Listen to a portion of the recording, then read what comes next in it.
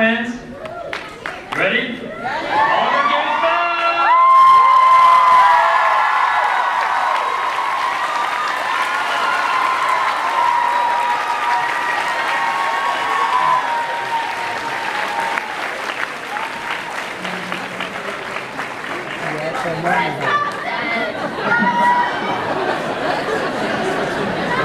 Hello.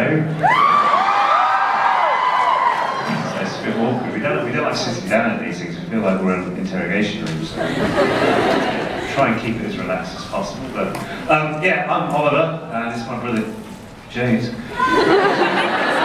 did you have to think about that? Hey, hello, thanks for coming. But yeah, we just want to say thanks very much for coming out. It's Saturday, and you've all got places to go. So really appreciate you guys coming to say hello to us. I know we were added a bit last minute to be here, but yeah, it's wicked. So let's get going with the questions. Before we jump into the first question, might we ask your early career, like how did you get involved in acting, and whose idea was it, and how did that process? What happened there? Parents may want to cover their ears right now, but we basically were told by my mum. She said that they're doing open auditions for the Harry Potter films. They're looking for twins. Maybe you guys should think about having a go if you'd like. No pressure. But we said, oh, okay, that'd be cool. When is it? And it's like, it's a Thursday, so you're going to have to miss school. so we missed school. And to cut a long story short, over the summer of the year 2000, we ended up getting into the Potter series, which changed our lives beyond anything we'd ever think of doing. That's quite cool. That was our first gig, as you do.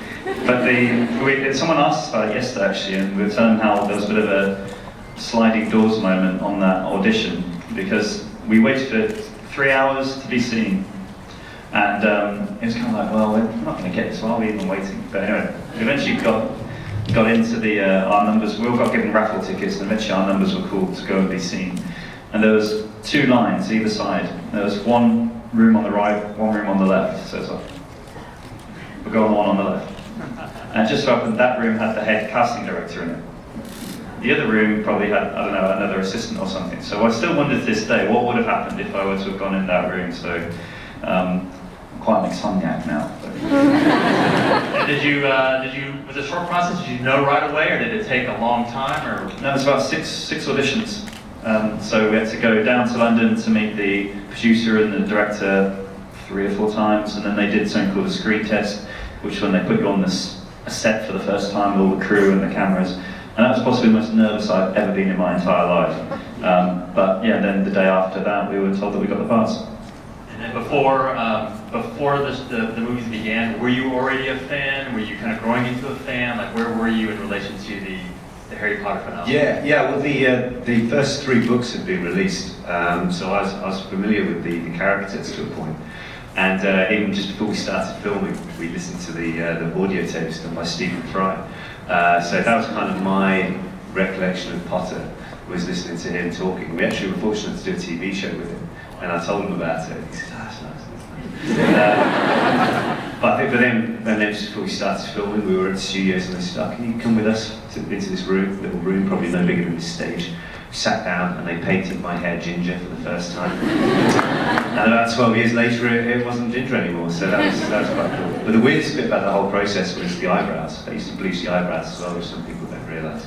Although I made the mistake once of letting the intern do it. You see him smiling a lot.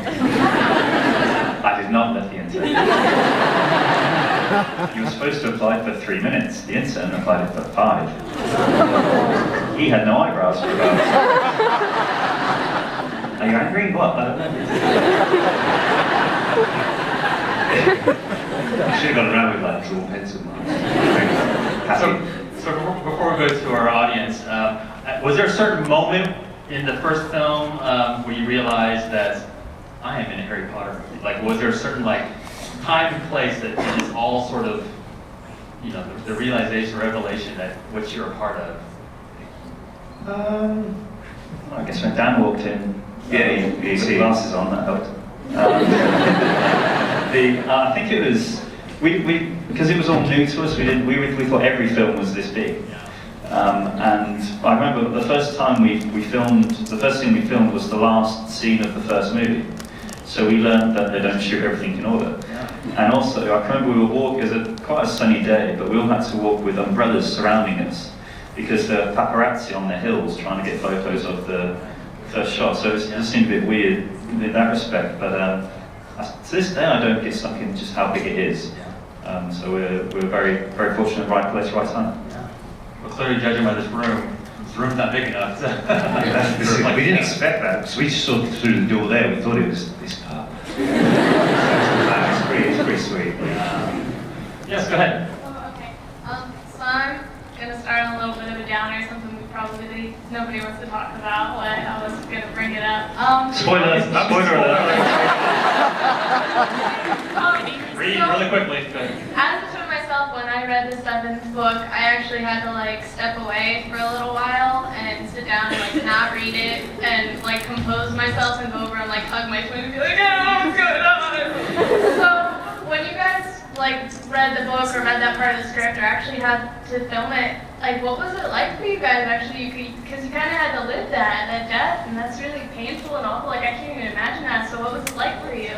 It was, for me, it was sort of exciting. We were in Japan when it came out, the final book, so it was quite cool because you couldn't understand if anyone was talking about it. You hear Harry Potter and then that was it, you know what they're all about. So I was reading a book and I read about George, and I thought, oh, he loses an ear.